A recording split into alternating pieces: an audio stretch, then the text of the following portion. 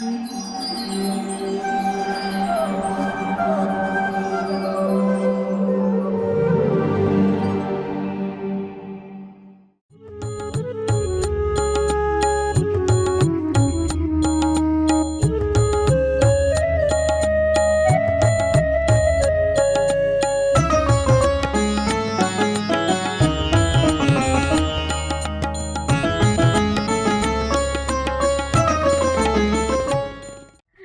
कृष्णा।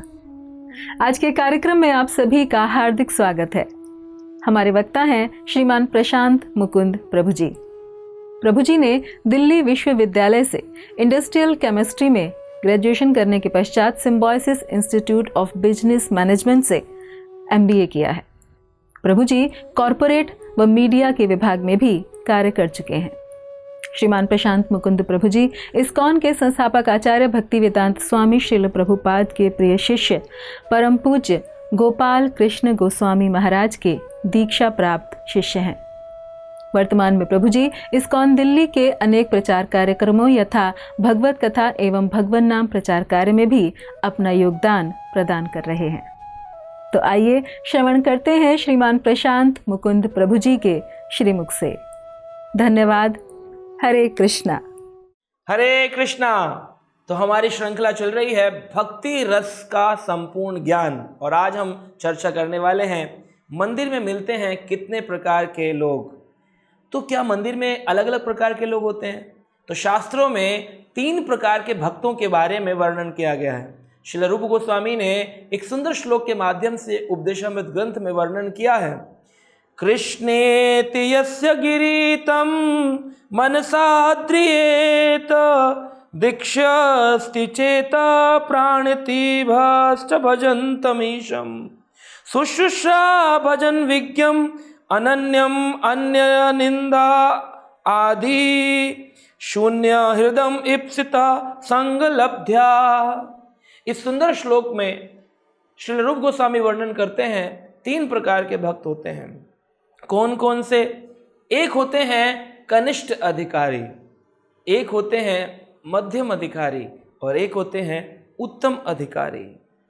कृष्णेति यस्य गिरिमता मनसा इंद्रियात, कि मनुष्य को चाहिए कि भगवान कृष्ण का जो पवित्र नाम लेने वाले हैं कृष्णेति, तो वो व्यक्ति भी सम्मान करने योग्य होते हैं।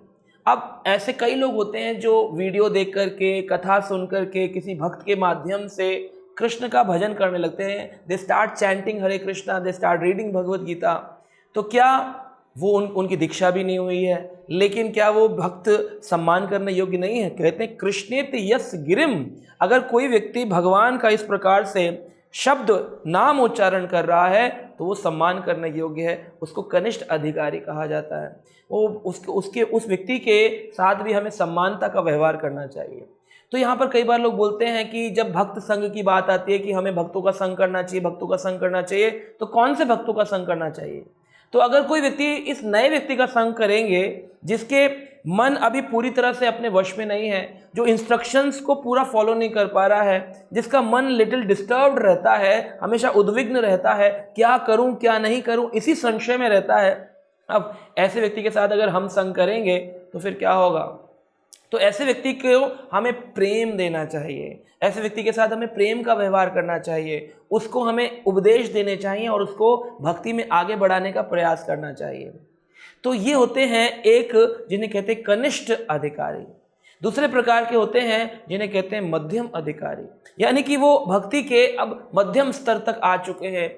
मध्यम अधिकारी होने के बाद व्यक्ति हर समय भगवान के प्रचार कार्य में जुड़ा रहेगा, हमेशा भगवान की लीलाओं कथाओं के चिंतन में रहेगा, हमेशा भगवान के नाम जप में उसको रुचि उत्पन्न हो जाएगी। ऐसा व्यक्ति कई प्रकार के भेदभाव कर सकता है। तो लोग कहेंगे क्या एक अधिकारी व्यक्ति भेदभाव कर सकता है? हाँ, एक होता है समवर्तन और एक होता है समदर्शन, यानी कि समान रूप से सबके साथ में समान रूप से व्यवहार करूं या सबको मैं समान रूप से आत्मा के स्तर पर देखूं। जैसे पशु आदि हैं, हम गए इसी चिड़ियाघर में, वहाँ पर एक शेर बंद है और मैं उसको पत्थर मारूं तो ये हो गया कि मैं उसको जीव ना मान करके एक पशु मान रहा हूं, उस जीव आत्मा के साथ मैंने दुर्व्यवहार किया। अब ये दो दुर्व्यवहार किया तो ये क्या हो गया?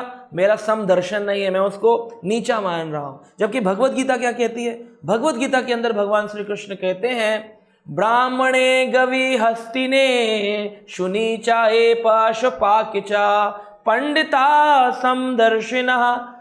भगवान कहते हैं कि पंडित जो है, ज्ञानी पुरुष को समदर्शी होना चाहिए, यानी कि मंदिर में आने वाले सबको हमें समान रूप से देखना चाहिए, लेकिन सबके साथ व्यवहार अलग अलग करना चाहिए। अब मुझे सड़क पर कोई सांप मिल गया और मैं कहूं, अरे नहीं नहीं तुम भी तो जीवात्मा हो, मेरे गले लग जा। अब सांप को गले लगाऊंगा, पकड़ूंगा तो क्या करेगा? सांप मुझे डस सकता है। तो मुझे सबके साथ समान दर्शन तो करना है, लेकिन सबके साथ समान व्यवहार नहीं करना है। जो नए लोग हैं, अभी खुद ही वो भक्ति सीख रहे हैं, उनके साथ मुझे उपदेश तो देना है, उनसे प्रेम का व्यवहार तो करना है, उनका सम्मान तो करना है, लेकिन उनका संग नहीं करना है। संग करने का मतलब उनकी चर्चाओं को अगर आप 1 घंटे बात करी और 50 मिनट वही अपनी बात बोलते रहे तो हमारे ऊपर उनकी बातों का असर होगा। उसकी बजाय ऐसा होना चाहिए कि वो 10 मिनट बोले और 50 मिनट हम उसको गीता और शास्त्रों के उपदेश दें। तो इसीलिए शास्त्रों में एक श्लोक आता है श्रीमद् भागवत में, जिसमें कहा गया कि किस प्रकार से ऐसे व्यक्ति के भेद किए जा सकते हैं। तो श्रीमद् भागवतम के 11वें स्कंद के 2 अध्याय के श्लोक संख्या 43 में इस बात को वर्णन किया गया। श्रीमद् भागवत इस बात का प्रमाण है कि कैसे हम समवर्तन ना करके सबके साथ अलग अलग व्यवहार कर सकते हैं। ईश्वरे तदाधीनेषु बालिशेषु दुषित्सु च प्रेम मैत्री कृपा उपेक्षा या करोति स मध्यमा। ये भागवत का प्रमाण है। मध्यम अधिकारी वो व्यक्ति है जो सबके साथ अलग अलग व्यवहार कर सकता है। ये कोई गलत बात नहीं है। दर्शन समान है लेकिन व्यवहार अलग अलग है। जैसे मैं पत्नी के साथ जो व्यवहार करता हूँ वो मैं अपनी बहन के साथ नहीं कर सकता, जो मैं बहन के साथ व्यवहार करता हूँ वो अपनी माँ के साथ नहीं कर सकता। समदर्शन में तो तीनों ही स्त्री हैं, लेकिन सबके साथ मेरा रिश्ता अलग अलग है, व्यवहार अलग अलग। ऐसे एक भक्त को बड़ा ही ध्यान पूर्वक होकर, ये भक्ति एक तलवार की धार पे चलने के समान है। ज्यादा जोर से चले तो कट जाएगा, धीरे धीरे चले तो हम गिर जाएंगे। इसलिए समझदारी से चलना चाहिए। तो कहते हैं कि ईश्वर तदधीनेषु, कि जो व्यक्ति अभी ईश्वर के अधीन हुआ है उसके साथ कैसा व्यवहार करना चाहिए? प्रेम। तो ये पहले श्लोक में बताया, श्लोक की पहली लाइन में बताया गया कि कौन कौन से लोग होते हैं। एक होते हैं ईश्वर तद अधीनेषु, यानी कि ईश्वर के अधीन है। दूसरे हैं बालिशेषु, यानी कि जो अभी बालकपन में नए नए भक्त मंदिर में जुड़े हैं। दूसरे हैं द्वेषित्सु, यानी कि जो द्वेष करते हैं, यानी भगवान के प्रति उनका कोई सम्मान नहीं। ठीक है, आ गए कभी प्रसाद खाने के लिए आ गए मंदिर में, या किसी को ड्रॉप करने छोड़ने आ गए, परिवार के हिस्से हैं। तो ऐसे ये 4 प्रकार के लोग हैं। एक हैं जो ईश्वर को सब कुछ मानते हैं, एक हैं जो उनके अधीन है अधीनेषु, एक हैं जो अभी नए नए हैं बालिशेषु, और एक हैं जो द्वेष करते हैं, भगवान की निंदा करते हैं। अरे हम भगवान को नहीं मानते। मंदिर में ऐसे लोग आते हैं, कहते नहीं नहीं जी हम तो कृष्ण को परम नहीं मानते, आप लोगों ने बना दिया। तो इन चारों लोगों के साथ अलग अलग व्यवहार। जो सब कुछ ईश्वर को मानते हैं उनके साथ प्रेम का व्यवहार करना चाहिए। तद अधीनेषु, जो भगवान के अधीन हैं उनके साथ मैत्री का व्यवहार करना चाहिए, यानी कि हमारे ही बैचमेट जैसे होते हैं, हमारे ही समान स्तर पर जो भक्त हैं उनके साथ हमें मैत्री का व्यवहार करना चाहिए, उनसे कृष्ण की चर्चा करनी चाहिए। तीसरे हैं जो कि बालिशेषु, जो अभी नए नए मंदिर में आए हैं और अभी भक्ति करना शुरू किया है, तो प्रेम मैत्री तथा उपेक्षा, यानी कि उन लोगों की उपेक्षा नहीं करनी चाहिए, उन लोगों के साथ हमें उन्हें आगे बढ़ाने का प्रयास करना चाहिए। बालिशेषु, यानी कि जो अभी बालकपन में है भक्ति के। और जो द्वेषित्सु, जो द्वेष करते हैं भक्तों से, मंदिर से, हमारी फिलॉसफी से, उनके लिए क्या कहा? उनको कहा उपेक्षा। उनकी उपेक्षा कर देनी चाहिए, उनको दूर कर देना चाहिए अपने से, उनके पास नहीं जाना चाहिए। तो प्रेम मैत्री कृपा उपेक्षा, ये 4 चीजें हैं। यानी कि जो सीनियर डिवोटीज हैं उनके साथ प्रेम करना चाहिए, जो समान स्तर पे हैं उनके साथ मैत्री करनी चाहिए, मित्रता करनी चाहिए। जो नए हैं उन पर कृपा करनी चाहिए, उनकी उपेक्षा नहीं करनी चाहिए। लेकिन जो द्वेष करते हैं, निंदा करते हैं, ऐसे लोगों को उपेक्षित कर देना चाहिए, इग्नोर कर देना चाहिए। कई बार लोग बोलते हैं जी हम प्रचार करने गए थे, उन्होंने इतना बोला, हमारा ही मन डिस्टर्ब हो गया। तो ऐसे लोगों को इग्नोर कर देना चाहिए। आप जितना उनका संग करेंगे वो तो बदलने वाले हैं नहीं, साथ में आपको भी परिवर्तन कर सकते हैं, उसका इम्पैक्ट आपके ऊपर भी आ सकता है। ऐसा कई बार हुआ है, देखने में आया है, जहाँ पर अच्छे लोग दूसरों के गलत संग से परिवर्तित हो गए। जैसे अजामिल खुद बहुत अच्छे भक्त थे, 25 साल की उम्र तक उन्होंने ब्राह्मण के जीवन को जिया, लेकिन एक दिन जंगल में जब पुष्प चुनने गए तो एक स्त्री को किसी पुरुष के साथ संग करते देख लिया। वो रो रही थी, वो उसको आलिंगन कर रहा था और ये सोचने लगे कि अरे इतनी सुंदर स्त्री है, क्यों रो रही है। अगले दिन फिर उसके आकर्षण में गए, जब देखा कि वो स्त्री आज यूं रो रही है कि वो पुरुष मुझसे मिलने नहीं आया, मेरी इच्छा पूर्ति नहीं करता है, मुझे धन नहीं देता है। तो अजामिल जो थे, इन्होंने कहा अरे आप डरो मत, मैं आपसे विवाह करूंगा, मैं आपकी इच्छा पूर्ति करूंगा। तो उसने कहा लेकिन आप तो विवाहित हैं, आपके तो बच्चे हैं, उनका क्या होगा? मैं सबको छोड़ दूंगा। तो यानी कि एक ब्राह्मण कुल में उत्पन्न वेद पाठ करने वाला, नियमों का पालन करने वाला व्यक्ति का भी पतन हो सकता है। इसलिए ये बड़ी ध्यान देने वाली बात है। जब अश्वत्थामा ने पांडवों के 5 पुत्रों को सोते वक्त मार दिया, उन्हीं के इलाके में घुस करके, अभी महाभारत का युद्ध समाप्त ही हुआ था। रात्रि में गया अश्वत्थामा और दुर्योधन को कहा तुम चिंता मत करो, मैं जाऊंगा, जाकर के पांडवों को मार के लाऊंगा। लेकिन भगवान श्री कृष्ण ने पहले ही पांडवों को कहा था, देखो जिस रात विजय हो उस रात रिलैक्स नहीं होना चाहिए, क्योंकि जब विजय होती है तो दुश्मन जलन से भर जाता है और वो प्रतिशोध की भावना में आएगा तुम्हें मारने के लिए। इसलिए तुम अपने टेंट को छोड़ दो और बाहर आओ, हम कहीं और चलते हैं, आज रात सोना नहीं है, क्योंकि आज ही हमारी विजय घोषित हुई है। भगवान कृष्ण ने उनको बचाया और फिर देखते हैं उसी टेंट में पांडवों के बच्चे जो पुत्र थे वो सो रहे थे, और उन 5 की गर्दन काट करके अश्वत्थामा दुर्योधन को दिखाने पहुंच गया। ये देखो मैं पांडवों को ले आया, 5 की गर्दन काट लाया सोते में, मैंने अपने महारथी होने का कार्य किया, मैंने कमांडर होने का कार्य किया है। तो दुर्योधन ने, उसको श्राप मिला था कि जब वो हंसेगा और रोएगा एक साथ, उसी वक्त उसकी मृत्यु हो जाएगी। उसका मेरुदंड टूटा हुआ है, जमीन में पड़ा हुआ है, चल नहीं सकता है, भीम ने उसे बहुत मारा है, लेकिन अभी भी उसके प्राण बाकी है, क्योंकि हर्ष और शोक की स्थिति उत्पन्न नहीं हुई है। तो ऐसी स्थिति में जब अश्वत्थामा गया, सामने ट्रे में रख के 5 पांडवों के बच्चों की गर्दन और कवर थी, तो उनको लगा कि 5 पांडव है, बड़ा खुश हुआ, वाह अश्वत्थामा तुमने कमांडर इन चीफ होने का कार्यभार संभाला, वाह मजा आ गया, इसमें से मुझे भीम की गर्दन दो, वही सबसे शक्तिशाली था, उसी ने मेरा ये हाल किया, लाओ लाओ मैं उसको मार देना चाहता हूं, मर तो गया लेकिन उसकी जो गर्दन है उसको भी मैं दबोच डालना चाहता हूं। तब उठाकर के सबसे बड़ा गर्दन उसको दी, जैसे ही दुर्योधन ने दबाया वो 1 सेकंड में टूट गई। वो रोने लगा, कहा अरे अश्वत्थामा तुमने ये क्या किया? बोला मैंने क्या किया? बोले तुमने पांडवों को नहीं मारा है, पांडवों के बच्चों को मारा। कह रहे कैसे? कहा अरे भीम इतना शक्तिशाली था, उसका शरीर वज्र के समान था, वो ऐसे टूट गया 1 मिनट में। इसका अर्थ ये है कि ये भीम नहीं, भीम का पुत्र था। ये तुमने क्या किया? हमारे पूरे वंश को ही समाप्त कर डाला। मेरी दुश्मनी तो पांडवों से थी, पांडवों के पुत्रों से नहीं। और इस प्रकार से दुर्योधन की मृत्यु हो गई, क्योंकि वो हर्ष और शोक की स्थिति में आया। तभी अश्वत्थामा के प्रति प्रतिशोध लेने के लिए अर्जुन निकले अपने रथ पर, कहा मैं भी अब इसको मार डालूंगा। अब यहां पर स्थिति उत्पन्न होती है कि अर्जुन पकड़कर लाना चाहते हैं अश्वत्थामा को द्रौपदी के सामने, क्योंकि उनके 5 पुत्र मारे गए हैं, और साथ में ये द्रोणाचार्य का पुत्र है अश्वत्थामा, यानी कि गुरुदेव का पुत्र है। और भगवान श्री कृष्ण सारथी बनकर के अर्जुन के चल रहे हैं और देख रहे हैं कि अर्जुन क्या निर्णय लेता है। तो ये बड़ी सुंदर बात है। श्रील प्रभुपाद तात्पर्य में लिखते हैं कि हर व्यक्ति को डिसीजन लेना चाहिए, किसके साथ कितना व्यवहार करूं, कितना ना करूं। ये नहीं अब हम भक्त बन गए, सबको समान देखना है तो सबके साथ समान व्यवहार। कोई प्रजल्पा कर रहा है तो 1 घंटा उसी के साथ प्रजल्पा कर रहे हैं, कोई पिक्चरों की बातें कर रहा है तो उसी के साथ, अरे हमें तो सबके साथ समान व्यवहार करना है। नहीं, समान दर्शन करना है, समान वर्तन नहीं करना है, समान व्यवहार नहीं करना है। तो ये भेद करना चाहिए 4 प्रकार के लोगों के साथ हम कैसा व्यवहार करें। और फिर जब अश्वत्थामा को पकड़कर अर्जुन ले आए भगवान श्री कृष्ण के सामने, तो कृष्ण कह रहे थे अर्जुन क्या सोच रहे हो, मारो। तो भगवान देखना चाहते हैं कि अर्जुन क्या निर्णय लेते हैं। भीम आ गए, भीम कहते हैं ऐसे व्यक्ति को तुरंत मार देना चाहिए। लेकिन द्रौपदी कहती हैं मेरे पुत्र मारे गए हैं, मैं जानती हूं कितना दुख होता है। ये जो हमारे गुरु का पुत्र है द्रोणाचार्य का, उनकी जो गुरु माता है, जो गुरुदेव की पत्नी है, वो जब रोएंगी जब उनका पुत्र मारा जाएगा, तो सोचिए उनको कितनी पीड़ा होगी। मैं पहले ही माँ होने के कारण उस पीड़ा का अनुभव कर रही हूँ, उनको उस पीड़ा का अनुभव मैं नहीं कराना चाहती हूँ, इसलिए अश्वत्थामा को छोड़ दो।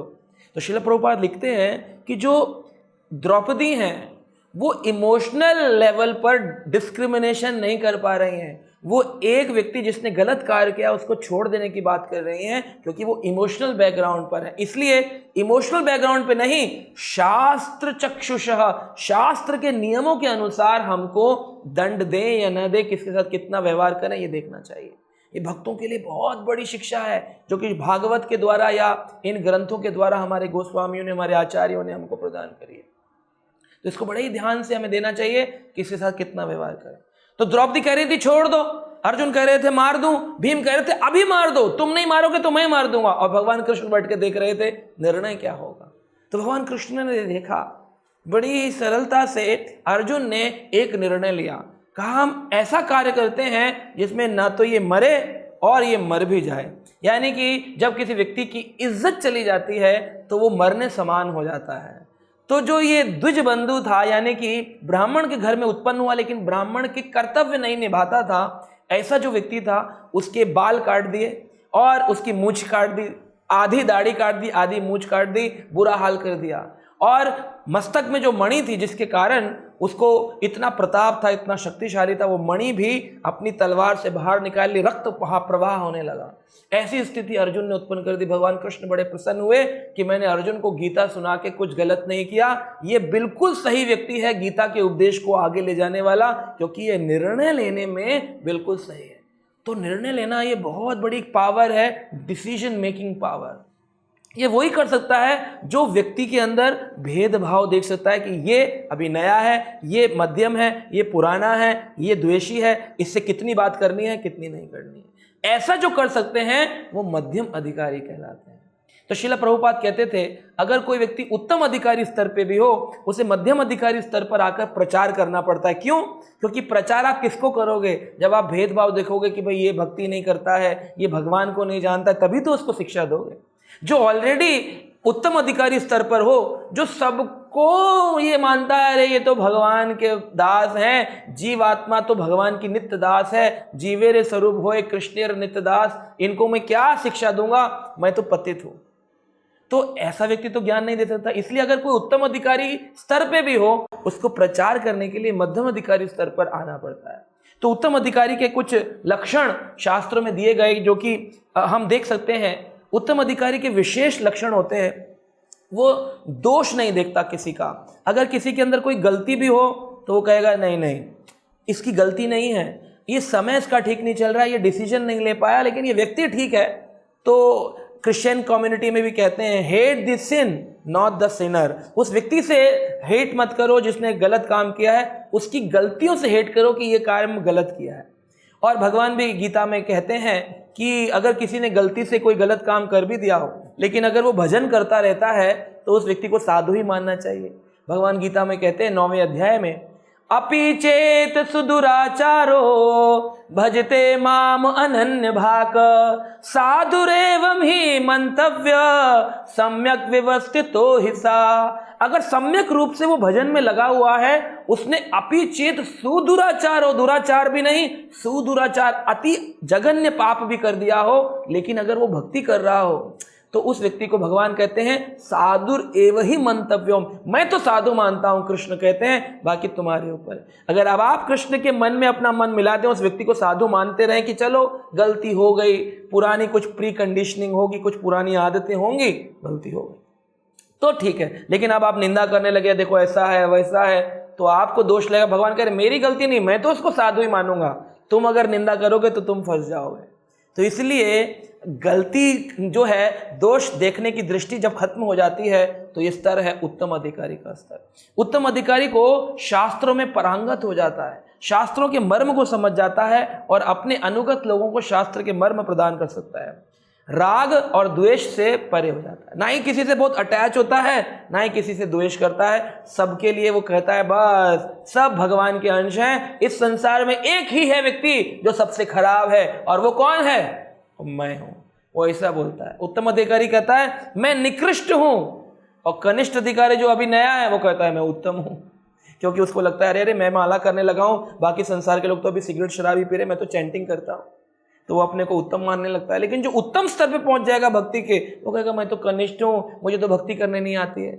कृष्णदास कविराज गोस्वामी जिन्होंने चैतन्य चरितामृत नामक ग्रंथ की रचना करी, वो कहते हैं जो मोर नाम लई पाप कर्म होई। जो ये कहेगा कृष्णदास कविराज गोस्वामी ने चैतन्य चरितामृत लिखी, हा कितने ऊंचे संत हैं, पाप ही हो जाएगा वो। इतनी विनम्रता में कह रहे हैं, ऐसा पाप लगेगा नहीं, लेकिन वो विनम्रता में कहते हैं जो मोर नाम लई पाप होई, जो मोरा नाम ले पुण्य कर्म खोई। उसके पुण्य कर्म समाप्त हो जाएंगे जो मेरा नाम लेगा। यानी अगर उसने कभी कुछ पुण्य अर्जित किए हो तो कृष्णदास कविराज गोस्वामी का नाम लेने से उसके पुण्य चले जाएंगे। ऐसा नहीं है, वो अपने को दीनहीन दिखाने के लिए ऐसी बातें बोलते हैं। तो ये उत्तम अधिकारी के स्तर हैं जो अपने को दीनहीन दिखाता है, कहता है नहीं मैं तो बहुत पतित हूँ। तुलसीदास जी कहते हैं अरे मैं तो इतना पतित हूं कि जब मेरे प्राण छूटेंगे और मुझे नरक में ले जाया जाएगा तो नरक के जो लोग हैं यमदूत छोड़कर नरक भागेंगे, कहेंगे अरे इतना बदबूदार गंदा व्यक्ति आ गया है, नरक की बदबू बढ़ गई है। ऐसा बोलते हैं। नाक मुंह सिकोड़ेंगे यमदूत, अरे कौन आ गया पापी। अभी तुलसीदास जिन्होंने रामचरितमानस की रचना करी, क्या वो पापी हो सकते हैं? जिन्होंने हजारों पापियों के जीवन का उद्धार कर दिया अपने इस ज्ञान के माध्यम से। लेकिन ये उत्तम अधिकारी का लक्षण है कि वो अपने को नीचा दिखाता है। नहीं मैं तो बहुत नीचा हूं। तो ऊंचा वाला नीचा दिखाएगा और जो नीचा होता है वो अपने को ऊंचा दिखाएगा। इसलिए कोई कहे हमें तो सब कुछ मालूम है, मान लेना चाहिए इसको कुछ मालूम नहीं है, क्योंकि जिसको सब कुछ मालूम होगा उसको ये पता चल जाएगा कि यार अभी तो मुझे कुछ भी मालूम नहीं। एक बार श्रीला प्रभुपाद जी से उनके एक भक्त ने पूछा कि प्रभुपाद आप कहते हैं कृष्ण तो अचिंत्य हैं, उनको समझना नामुमकिन है, तो जब कृष्ण को समझना नामुमकिन है तो आपने इतने सारे ग्रंथों की रचना क्यों करी? तो प्रभुपाद जी हंस के कहते हैं इस्कॉन के फाउंडर आचार्य हूं मैं, और मैंने इतने सारे ग्रंथों की रचना इसलिए करी है ताकि लोगों को इस बात का विश्वास करा सकूं कि सचमुच में कृष्ण को समझना नामुमकिन है। क्योंकि अगर ये शास्त्र के पढ़े बिना मैं बोलूं हाँ कृष्ण को समझना नामुमकिन है तो कोई भी कृष्ण की ओर नहीं बढ़ेगा। लेकिन इतने शास्त्र पढ़कर व्यक्ति समझ जाता है कि कृष्ण को सचमुच में समझना बड़ा मुश्किल है, क्योंकि वो ईश्वर परम कृष्णा, इस संसार के पर ब्रह्म परमेश्वर है, परम धाम पवित्रम इदम उत्तमम, उनसे ज्यादा पवित्र कोई व्यक्ति नहीं है, वो परम धाम है संसार के। तो आप सोचिए ये उत्तम अधिकारी का स्तर होता है और वो अपने को नीचा दिखाता है। ऐसी स्थिति उत्तम स्तर पर व्यक्ति को प्राप्त होती है जब वो भजन प्रणाली में बहुत सिद्ध अवस्था को प्राप्त कर लेता है, भगवान की लीलाओं के स्मरण में रहता है। लीलाएं चलती रहेंगी उसके मानस पटल पर, आप बैठे रहेंगे वो हंसने लग जाएंगे, अरे क्यों हंस रहे हैं, हमने तो कोई बात नहीं बोली, रोने लग जाएंगे, शरीर से श्वेद निकलेगा, पसीना निकलेगा, इतना पसीना निकल रहा है, क्या हो गया? भगवान की लीलाएं चल रही, शरीर गर्म हो रहा है। श्री चैतन्य महाप्रभु जो स्वयं भगवान का भक्त अवतार लेकर के आए, वो चैतन्य महाप्रभु स्वयं कृष्ण, वो जब जगन्नाथपुरी में रहा करते थे, जगन्नाथ भगवान का जब विरह अनुभव करते थे तो जाकर के वो लेट जाते हैं एक शिला के ऊपर। अलरनाथ नामक स्थान में आज भी आप उस शिला का दर्शन कर सकते हैं। वहां जाके लेट जाते हैं, शरीर का इतना ताप है भगवान के विरह के कारण कि वहां पर शिला के अंदर छोटे छोटे छेद हो गए, वो शिला पिघल गई। भगवान श्री कृष्ण जब वृंदावन में गोवर्धन में चला करते थे तो आज भी भगवान के कई स्थान नंदगांव में आपको मिलेंगे, चरण पहाड़ी, चरण स्थली, चरण चिन्ह। कैसे भगवान के चिन्ह बन गए? और हर जगह क्यों नहीं बने अगर भगवान चलते थे? भगवान चलते थे, लेकिन कभी कभी भगवान को राधा रानी का विरह अनुभव होता था, कभी कभी ग्वाल वालों का विरह अनुभव होता था। वो उत्कृष्ट स्थिति जब प्राप्त होती थी तो शरीर में अष्ट सात्विक विकार आते थे, शरीर का तापमान इतना बढ़ जाता था कि पत्थर भी पिघल जाते थे और भगवान के चरण चिन्ह स्थापित हो जाते। तो इसलिए वो हर जगह ऐसी स्थिति नहीं होती है। तो उत्तम अधिकारी कभी कभी ऐसे अष्ट सात्विक विकार भी प्रकट करते हैं और रोने लग जाएंगे, प्रसन्न हो जाएंगे, नाचने लग जाएंगे। उनको उम्र का भेद नहीं रहता, शरीर का भेद नहीं रहता, वो बस भगवान की लीलाओं में प्रवेश कर जाते हैं। तो ऐसी स्थिति के भक्त भी होते हैं और एक ऐसे भी होते हैं जो प्रारंभिक अवस्था में होते हैं। और कुछ भक्त ऐसे देखने को मिलते हैं जो ना तो कनिष्ठ अधिकारी होते हैं, ना उत्तम अधिकारी होते हैं, और ना ही वो मध्यम अधिकारी होते हैं। उनका स्तर होता है कि अभी अभी नए नए आए हैं, कथा सुनने बैठे और बस कोई भी प्रश्न पूछ लिया उल जलूल। जैसे कई बार लोग हमारे प्रोग्राम्स में आते हैं और पूछते हैं क्वेश्चन, अच्छा एक बात बताइए, आप बहुत सुंदर बता रहे थे, हमने कथा सुनी, लेकिन ये बताइए कि रुक्मणी जी जो थी उनके भतीजे का क्या नाम था? अरे भाई आपको क्या करना है उनके भतीजे के नाम से? अच्छा ये बताइए जो हनुमान जी थे उनकी पूंछ की लंबाई कितनी थी? भाई क्या करना है आपको पूंछ की लंबाई? वो उनके पास तो दिव्य पूंछ थी, वो बड़ी भी कर सकते थे, छोटी भी कर सकते हैं। अच्छा, जो रावण था उसके सिर में जब दर्द होता था तो वो उसको कैसे पता चलता था मेरे 10 सरों में से कौन सा सिर में दर्द? अरे भाई ऐसा नहीं था कि 10 सर लेके घूमता था वो रामलीला टाइप से, वो 10 सर प्रकट कर सकता था। एक सर कट जाने पे दूसरा सर प्रकट कर सकता था, दशानन, 10 सर वाला, 10 ग्रीवा।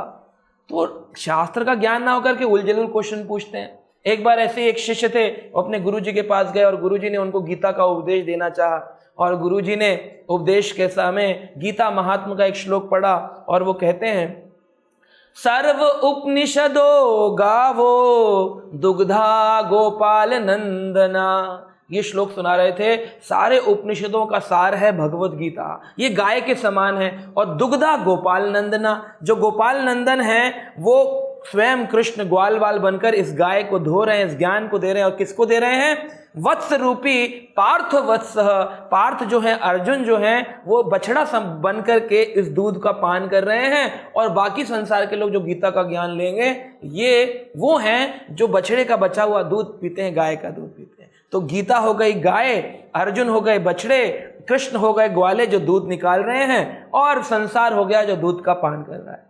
तो ये सारी कथा सुनाने के बाद गुरुजी ने कहा आपको अच्छी लगी? तो शिष्य कहता है हाँ गुरुजी बहुत अच्छी कथा थी, बहुत मजा आया, बहुत आनंद आया, लेकिन एक बात समझ में नहीं आई। आपने कहा सर्व उपनिषदों गावो दो गधा गोपाल नंदना, तो आपने वो 2 गधा क्यों कहा? वो 2 गधे कौन है? उनकी चर्चा तो नहीं हुई।